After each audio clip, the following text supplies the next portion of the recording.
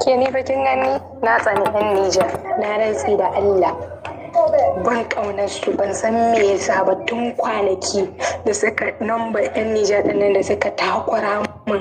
Kullum na tashi duk bayan mintuna sai sun sa ni a wurin bakin san mahaukata ne. Wannan ya ɗau namba ta da yadda na dinga bi ina blocking ɗin lambobin su yan Nijar da yan Libya. To tun daga lokacin na tsane su. Wani shigen group ne wata ta sa ni. Ashe totalin yan Nijar ne duka. Kuma na ba kowane group ne. Nake magana. Ai wallahi Husna biki kai ni tsanarsa ba.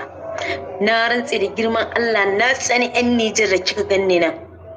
Kin san me yasa na tsane su? Su ne zaki gansu da lambar Libya, duk su ne ba gantalallu bane ba yawo suke a duniya.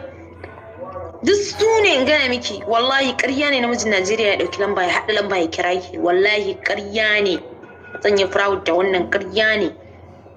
Amma kin san me yasa ni nake tsane su saboda ba sa tuciya da ƙasar sai dai su ce su 'yan Najeriya ne. Kuma ba adin sai su ringa zagin Najeriya. To dama tun da ba ƙasa ba ta haihuwa ka wace ba, ai dole ne ku ka zage ta. Ba abin da ya shafe ka tunda ba a ranka take ba, dole ka zage ta tunda ba ƙasar gadon ka bace ba ƙasar kakannin ka bace.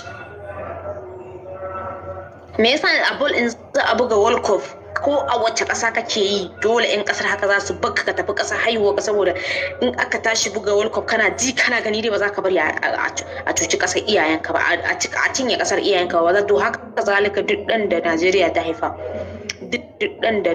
haifa, duk lalacewar Najeriya wallahi azima ba zai zage ta ba. Duk wanda ke ganshi yana zagin Najeriya 'yan buro ba asalin kakanninsa hauren Nijar ne, suka hauro mana Nijar ne, suka hauro mana ƙasa. Ai wallahi da zan zama shugaban ƙasa na rantse da girman Allah kowace ƙasa ta Afirka zan batta ta shiga Najeriya da fasfo, amma idan ba Nijar sai ta yi igama ba su igama ba don kutumar uwar su duk fitattun mai da su ƙasa.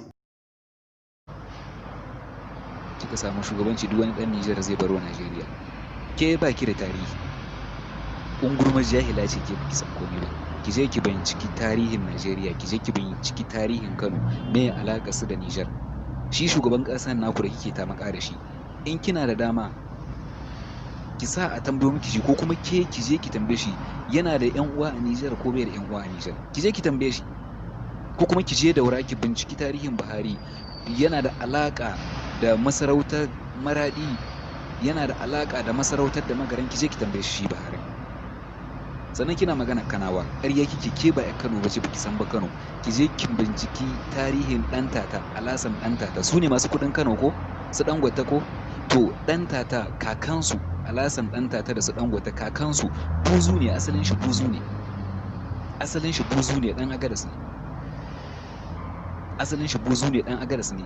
Kuma ki je in ba ki je kamfanin su na Abuja na ɗan tata na Usetu, ki je Abuja Usetu kamfanin ɗan tata, ki je za su baki tarihi. Akwai hotunan shi a cikin kamfanin, yana saman jaki, a saman jaki da rawani, buzu ne babansu.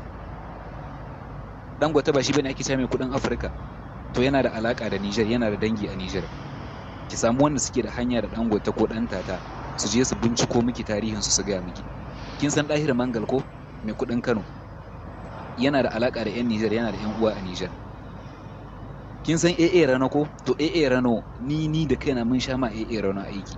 A Rano saboda tsaba kuɗi in muka mishi aiki da dala yake biyan kayan da muke saidawa. To yana da alaka da 'yan Nijar, yana da 'yan uwa a Nijar. Sannan Kanawa duk cikakkun Kanawa mutane ne masu mutunci, masu daraja. Mun zauna da Kanawa mun san halinsu. Bakano bai da rena mutum. Asalin Bakano, cikakken Bakano, wallahi kowane ne ya ce ya rena mutum, ƙarya yake. Bakano bai da rena mutum. Mu mun sani. Kuma ki je ki tambayi asalin tarihin masarautar Kano, kuma da asalin tarihin masarautar da Magaran. Ki tambaya ki ce lokacin tun kuren daga, kin san kuren daga sarkin da Magaran na wancan lokacin, tun kafin mulkin mallaka. In za ki yi magana ki rika zuwa kina tambayar tarihi sannan ki yi magana. Kafin mulkin mallaka ma ya zo, ki je ki tambaya akwai wani sarki da ake cewa kuren daga. To baban kuren daga kin, baban shi akwai lokacin da aka kawo masarautar Kano yaki, aka so a ci masarautar Kano da yaki.